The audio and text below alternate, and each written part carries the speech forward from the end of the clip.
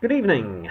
Well, the more eagle-eyed of you may have noticed that it's a slightly different background tonight. I'm actually recording this in a different room of my house, and yes, the reason why I'm wearing a Queen's Park Rangers shirt tonight is I was playing football with my sons out in the back garden. We all wore our team kits. We all support different teams, and this one comes in for a lot of mockery, as you might understand. But anyway, I digress as usual.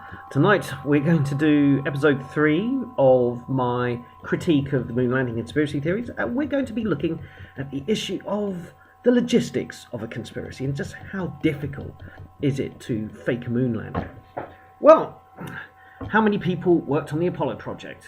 The answer to that is approximately 400,000 people, and we're just talking about people directly working on the Apollo project. So you have NASA, government organization that oversees everything and plans it all and sets out the specifications, and then you have all the subcontractors, the private companies that were tasked with design and building the things that would have to take people into space and onto the moon. And it's a huge organization, huge undertaking.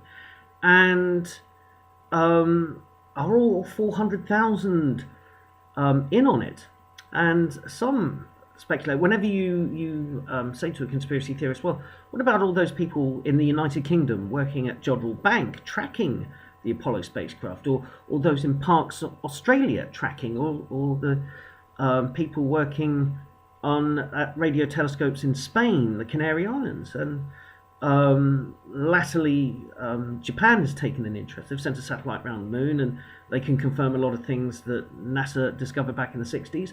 And conspiracy theorists will say they're in on it. So the number can get into the millions if you accept every conspiracy theorist claim at face value. And clearly, you cannot coordinate a conspiracy that big, with hundreds of thousands of people, maybe even a million or more.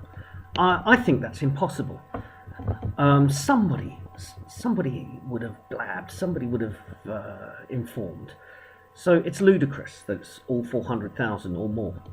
So some of the more rational conspiracy theorists will say, well, it was a percentage, just the people at the top. But where do you draw the line? 10%? Well, that leaves 40,000 people. Or maybe 1%. That's still 4,000 people sworn to secrecy on a vast conspiracy, and not one of them blabs. In, 50 years? More than 50 years now? It seems very odd that no one has blabbed. So maybe it's just a tiny court. It's a tiny cabal at the top. Something a bit more manageable. Maybe in just the dozens or a few score. Well, then who were they? Whenever conspiracy theorists talk about people involved in the conspiracy, they usually come back to Neil Armstrong, Buzz Aldrin, and Werner von Braun. Hardly anybody else ever gets a mention. I say this because I've done a lot of research on Apollo, and I know the major names. James Webb, the NASA administrator between 1961 and 1968. His successor, Tom Paine. Then we have Bob Gilruth, head of the Manned Space Flight Center. We have George Mueller and George Lowe, very senior engineers overseeing things. Rocco Petroni, the head of the Apollo, I think the official title was Apollo Project Manager. His job is just to oversee Apollo. And there's a host of others, people like Chris Kraft, who was there from the Mercury days, and then Von Braun himself, who heads up his own rocket design department in Huntsville, Alabama. So that you've got all these people, but I know, and anybody else who researches Apollo knows what these people did, what their departments were, what their remits were. You can even find out where they were on particular days. There's a wealth of information about meetings that were held to discuss, in particular, the Gemini and Apollo projects, and you can I mean, I've accessed it myself. Freedom of Information Act. You can get the documents of a meeting, say in 1964, concerning sort of Gemini compatibility with the Titan II booster, and it's all minuted. It's all there. You can go and have a look. It's condensed into a book called On the Shoulders of Titans, History of the Gemini Project. So there's a lot there, a wealth of information. But if there's a conspiracy, we have to know what these people, whose names I mentioned, James Webb, Thomas Paine, Bob Gilruth, George Mueller, what their covert jobs were, what their black op jobs were as well. We haven't had any speculation on that. We don't know what their remit was. For example, who was tasked to find the filmmakers? Who was tasked to choose them? Who was tasked to set up the studios where it was done? Who was tasked with the special effects coordination? Don't give me Stanley Kubrick. He's a director. He was involved with the special effects on 2001: A Space Odyssey. He was a stills photographer before he became a film director, but he had a team on 2001, and all his films, he has a team. Who are these people? Who are the filmmakers and the technicians that were involved in the fakery? No names other than Kubrick's have been attached, and it can't have been a one-man band. So what's going on there? So we don't have, from the conspiracy theorists, this second tier, this black ops, the names of people. So it makes the idea of a conspiracy quite flimsy, because it's groundless. Other than this bugbear that I keep coming back to, other than looking at still photographs and trying to see if there's any anomaly in the still photographs, you've got to think bigger. What's the conspiracy? Who is involved? What departments are doing what? Who's tasked with doing what? There's your real investigation.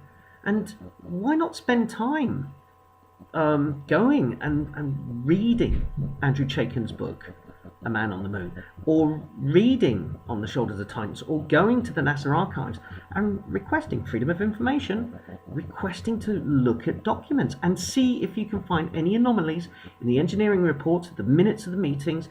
Try and see if you can find if Bob Gilruth is supposed to be in this meeting, can you find where he's simultaneously in another meeting in another city or another part of the world? See if you can do that.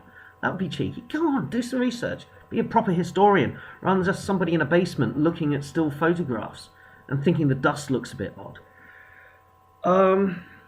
Here's another thing about Apollo, is that, as I said, you can find the minutes of these meetings, rather. I don't edit these things, you may have noticed.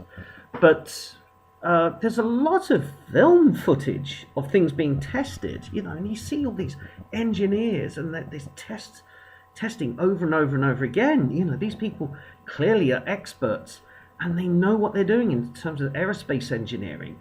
And if these people are all blissfully unaware that it's all being faked and they actually are working on what they think is genuine, they're clever enough to come up with something genuine that would probably work in space. We hear the argument, they had garbage information. But these are things that engineers and scientists can work out. If something seems odd, they'd surely know that something was amiss. And I'll give you one example. Fake moon rocks. They said, they came up with these fake moon rocks in order to fool the world's geologists who would examine the moon rocks. Which begs the question, who is good enough to create fake moon rocks that can fool the world's geology community? Who was the ultimate in geologists who made the fake moon rocks? There's a project for you to go away and think about. So, these are the issues I have with the logistics of it. There's far too many people and far too many knowledgeable people. So even if you have a small cabal at the top making the decisions, there's over 390,000 people, really big experts in their jobs, and you have to fool them as well as the general public. So until then, think on that, do your research, and I'll see you later. Bye.